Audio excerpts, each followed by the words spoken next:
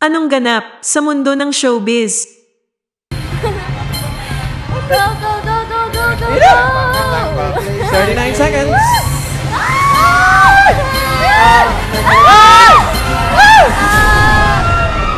Time's up. Lubin, nakakalimutan nyo. Sayang. Lubin. Sash.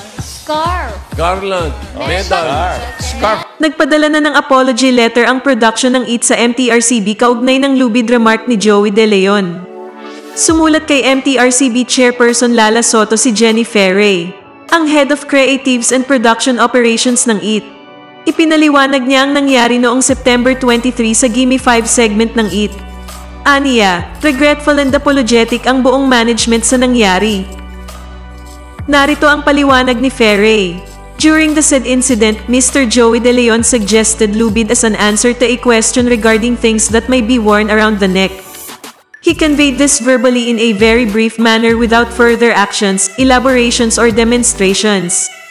However, some viewers interpreted the utterance of the said object to be an insinuation of suicide, which is a very sensitive and triggering subject. In this regard, the whole EAT management is regretful and apologetic to those who were offended by the said utterance.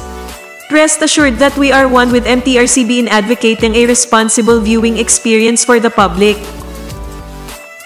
Kaugnay nito, hinukay naman ni Rendon Labrador ang scarf scene ng It's Showtime hosts na sina Vice Ganda at Jong Hilario sa isang episode na nangyari noong isang taon.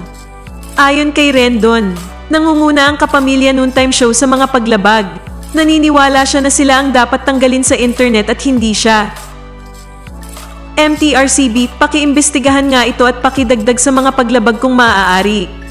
Dapat sila ang tanggalin ninyo sa internet at hindi ako, sabi ni Rendon sa video na kanyang pinost sa kanyang IG stories. Sa nasabing video, hinihila ni Vice ang scarf ni Jong na nakatali sa kanyang leeg. Sabay hila na parang nasasakal. Anong masasabi mo sa balitang ito?